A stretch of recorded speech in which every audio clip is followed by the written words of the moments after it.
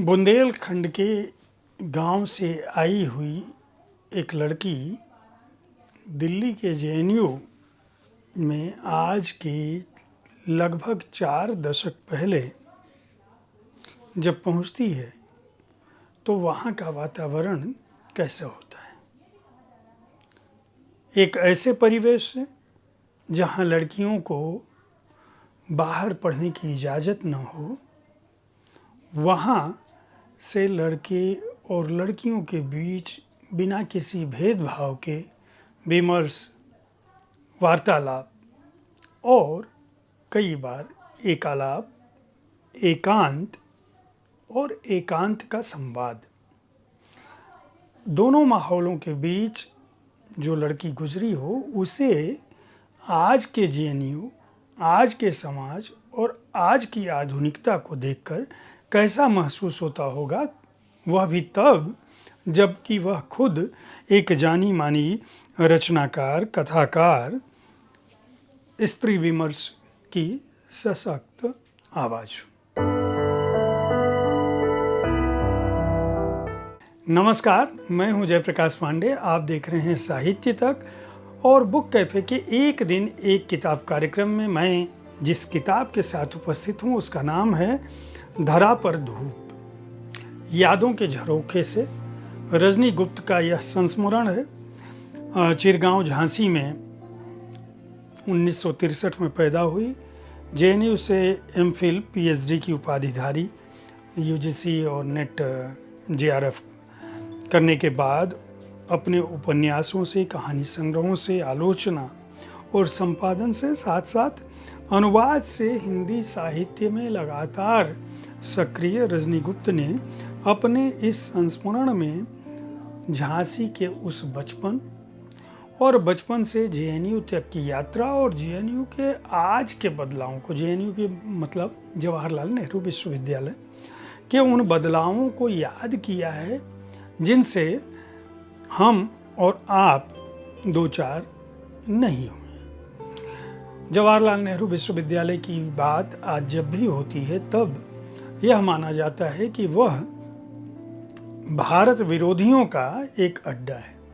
माना यह जाता है कि जेएनयू के छात्र और छात्राएं करदाताओं के पैसों पर मौज करते हैं, आधुनिकता की बात करते हैं। लेकिन वो आधुनिकता कौन सी थी, वो आधुनिकता क्या है, उसे रजनी गुप्त के इस संस्मरण को पढ़ने के बाद स्पष्ट रूप से पता चलता है। रजनी गुप्त ने इस संस्मरण को 4 हिस्सों में बांटा है।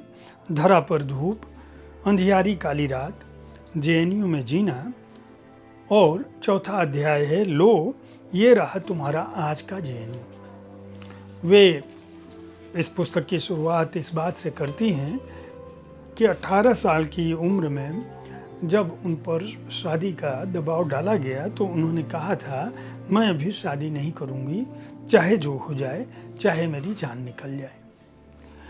यह विरोध उस लड़की के अंदर क्यों आया? वह लड़की रजनी गुप्त थी।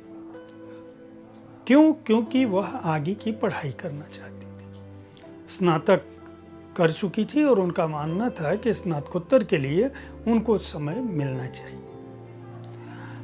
यहाँ से उन्होंने अपने बचपन की शुरुआत की। मोहल्ले के लोगों ने क्या कुछ कहना शुरू किया।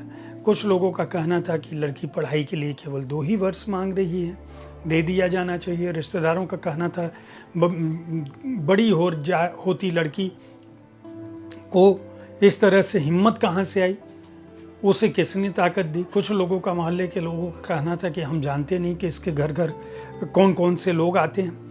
मतलब तमाम तरह की बातें जैसे गली मोहल्लों में, छोटे शहरों में, कस्बाई मानसिकता में होती है, वह सब यहाँ से बातचीत शुरू होती है कि जितने मुंह उतनी बात। लेकिन यह हिम्मत रजनी गुप्त को बचपन के उन दिनों की याद दिलाती है जिसमें उनके पिताजी, उनकी माँ, उनके पिताजी अपने पिता के यानी दादा के इकलौते लड़के थे, माँ भी इनकी इकलौती थी। वे स्वाभिमानी थे और दिन के समय अपने पिता की दुकान देखते थे और शाम के समय घर आते थे। उस ज़माने में भी उनका विश्वास किताबों पर था। पढ़ाई लिखाई पर था और उनका मानना था कि अंग्रेज़ी एक ऐसी शिक्षा है जिसमें लड़कियों को पढ़ना चाहिए। लेकिन जब सब कुछ ठीक चल रहा था तब 12 साल की उम्र में इन्हें अपने पिता का विछोह झेलना पड़ा। वह पिता जिनके साथ इन्होंने प्रकृति, जिनके साथ इन्होंने स्वाभिमान, जिनके साथ इन्होंने अध्ययन, विद्या, जिसके साथ इन्होंने स्वावलंबी होने के सपने देखे थे, वे सब सपने धीरे धीरे तिरोहित होने की स्थिति की ओर बढ़ने लगे। और 18 साल की उम्र होते होते चाचा को यह लगा, चाचा वही चाचा जो इनके नंबरों को देखकर यह कहते थे कि नहीं तुम्हें आगे पढ़ना चाहिए, वही चाचा बाद में ये दबाव डालने लगे कि शादी हो जानी चाहिए। समाज की कैसी व्यवस्थाएं थी, समाज की कैसी बाध्यताएं थी, किस तरह के माहौल में इन्होंने अपने नाना को भी स्मरण किया है कि किस तरह से इनके नाना का प्रभाव पूरे इलाके में था। अपने ददिहाल, अपने ननिहाल, अपनी माँ, अपनी दादी, अपनी नानी, अपने भाई, अपने चाचा, इन सब का उल्लेख करते हुए किस तरह से ये इन्होंने 12वीं के बाद यह समझा गया कि नहीं प्राइवेट अध्ययन करना चाहिए, निजी तौर पर अध्ययन करना चाहिए, लड़की बाहर रोज कैसे जाएगी। वहाँ पढ़ाई लिखाई के दौरान जब ये कॉलेज गई, कुछ दिनों के लिए कॉलेज गई, वहाँ की भीड़, वहाँ का आकर्षण, और फिर पढ़ाई करते करते उस दौरान युवा किशोर कैशोर या अवस्था का जो प्रेम है, और बाद में वही प्रेम इनके जीवन में फिर फलीभूत होता है। उस पढ़ाई से के दौरान किस तरह से इन्हें मैथिली शरण गुप्त जी के परिवार से इनका संबंध हुआ, किस तरह से उस घर से भी इनको एक आत्मीय वातावरण मिला, लड़कियों की आज़ादी, पढ़ने लिखने की, घूमने की, स्वावलंबी होने की, और साथ साथ अपने मन का कपड़ा पहनने की, और उस दौरान यह सोचना कि लड़कियों को कमतर नहीं मानना चाहिए और शिक्षित लड़कियों की शादी बेहतर परिवारों में हो पाती है। जिस समाज में दहेज देना लेना बहुत बड़ी बात थी, उस दौरान अपनी पढ़ाई पर खर्च करना और पढ़ाई के साथ साथ आगे बढ़ने की बात। स्नातकोत्तर के बाद इन्होंने स्नातकोत्तर के दौरान किस तरह से फिर जवाहरलाल नेहरू विश्वविद्यालय में जब साक्षात्कार हुआ तो नामवर सिंह से इनकी कैसे मुलाकात हुई, क्या क्या सवाल इनसे पूछे गए। जीवन का जो दौर है खासकर बुंदेलखंड में स्त्री शिक्षा का जो दशक था, जिस दशक की ये बात कर रही हैं 80 से 90 का दशक, वह दशक उतना उत्फुल्ल नहीं था। लड़कियों को शिक्षा देना गैर जरूरी समझा जाता था और बड़ी मुश्किल से लड़कियों को बीए तक की पढ़ाई इसलिए करवा दी जाती थी, बीए या एमए की, कि वो उनको श्रेष्ठ वर मिल सके।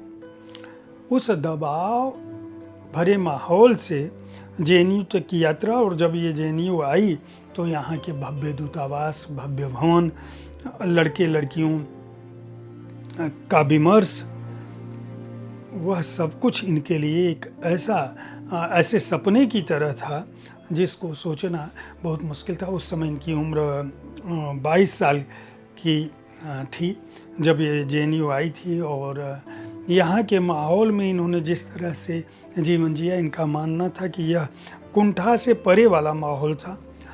इन्हीं के रहने के दौरान जेएनयू में लड़के और लड़कियों के हॉस्टल बटे अलग अलग हुए।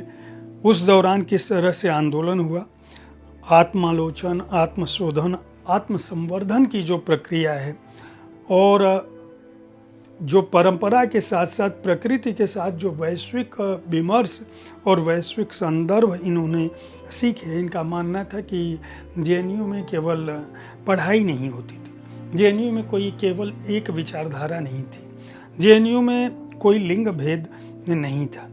जेएनयू के हॉस्टल में और जेएनयू का पूरा परिसर व्यक्ति को शिक्षा देने के साथ साथ उसके व्यक्तित्व को बढ़ाने वाला होता है। आप चाहे किसी भी विचारधारा के किसी भी विषय के छात्र हों, वहाँ प्रेम, दोस्तियाँ, गंभीर प्रेम, लेकिन जेएनयू का एक स्वरूप भी इन्होंने इसमें उल्लेख किया है और उसमें इनका कहना है कि जो बिहार के लड़के थे वो लड़कियों को अपनी गिरफ्त में लेने के लिए बहुत लालायित होते थे और वे लड़कियों से दोस्ती करने के बाद प्रेम की तरफ बढ़ते थे, लेकिन शादी के नाम पर भाग जाते थे और एक तरह से वो लड़कियों को धोखा देते थे। और लड़कियों को, इनका मानना है कि दूसरे राज्यों की तुलना में बिहार का यह संदर्भ जो है वह कहीं अधिक है। वे आपस में बातचीत में भी लड़कियों को माल कहते थे और लड़कियों के प्रति उनकी धारणा अच्छी नहीं थी।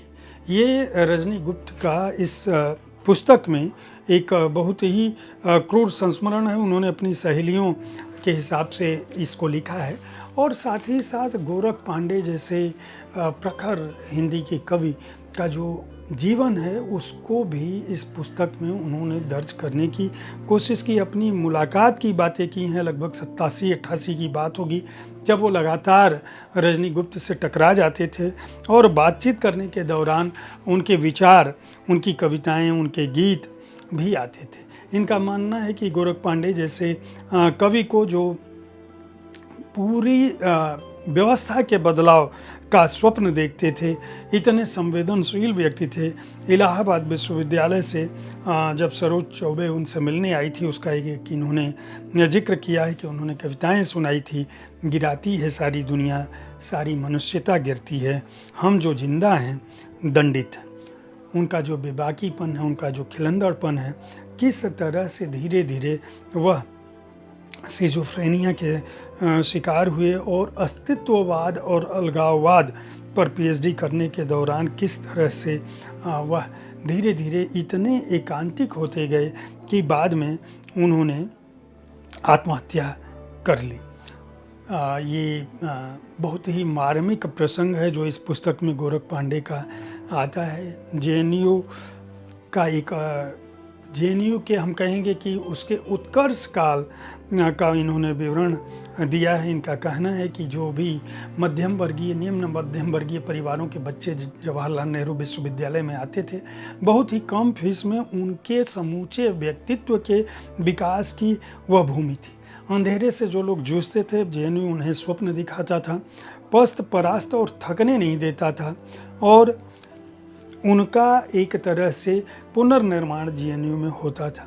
लेकिन वही जेएनयू हाल के दिनों में कितना बदला है, किस तरह से वहाँ रिश्तों को, जो पवित्र रिश्ते थे या दोस्ती के रिश्ते थे या जो बराबरी के रिश्ते थे, जो प्रेम के साथ साथ अगर दैहिक स्तर पर भी पहुँचते थे तो जिसमें कोई कुंठा नहीं थी, कोई सीमा नहीं थी, उसको आज किस रूप में परिवर्तित कर दिया गया है और आज किस तरह से जेएनयू के लड़कों को देशद्रोही कहा जाता है, उसको भी उस पर भी उन्होंने तीखी नज़र डाली है। और उनका कहना है कि Pablo Neruda, Brecht, Khalil Gibran और महमूद दरवेश, टॉलस्टॉय और चेखोव जैसी असंख्य प्रतिभाओं को पढ़ते हुए जो जेएनयू के लड़के जिस जगह धर्म के पाखंड को धूल धूसरित करते थे, वही जेएनयू जो बाबा नागार्जुन, गोरख पांडे, पास, बल्ली सिंह चीमा जैसे रचनाकारों की बगावती आवाज़ें सुनता था और इतने बड़े लोगों को देखता था, वह जेएनयू धीरे धीरे आज उस स्थिति में पहुंच रहा है कि वहाँ जो अध्यापन कर रहे हैं वे भी जेएनयू के इस परिवर्तन को भांप नहीं पा रहे हैं जिन्होंने अपने शुरुआती जीवन में देखा था। एक तरह से 4 अध्यायों में बटी रजनी गुप्त की का यह संस्मरण धरा पर धूप आपको लगभग 4 दशकों के, 4.5 दशकों के कालखंड को, उस दौरान छात्र छात्राओं के जीवन के बदलावों को, हमारे समाज के बदलावों को, हमारे समाज की सोच को, हमारी परंपराओं और रूढ़ियों को, अंधविश्वासों को और उस साहस को भी प्रतिबिंबित करता है जो शब्दों की दुनिया किसी भी छात्र को, पाठक को देती है। यह उस विमर्श को भी यह पुस्तक हवा देती है और बल देती है जो यह बताता है कि छपे हुए अक्षरों में विश्वविद्यालय के अगर प्राध्यापक सही हों और सही वातावरण मिले तो दुनिया बहुत ही बेहतर और सुंदर हो सकती है। धरा पर धूप यादों के झरोखे से रजनी गुप्त को इस संस्मरण के लिए बहुत बहुत बधाई। अद्विक प्रकाशन ने इसको, अद्विक पब्लिकेशन ने प्रकाशित किया है। मूल्य 300 रुपये है। पृष्ठ संख्या है 180। उम्मीद है साहित्य तक का यह एपिसोड आपको पसंद आया होगा। इस कार्यक्रम में आप किस तरह की पुस्तकों की चर्चा चाहते हैं उसके बारे में अपनी राय से हमें अवश्य अवगत कराते रहें। हमारी कोशिश होती है कि विविध विधाओं की पुस्तकों के साथ आपके पास मैं हर दिन पहुंचूं, ताकि आप उन पुस्तकों का चुनाव कर सकें जिन्हें आप पढ़ना चाहते हैं। कल ठीक इसी समय ऐसी ही किसी एक कृति के साथ फिर मिलूंगा। देखते रहिए साहित्य तक। धन्यवाद।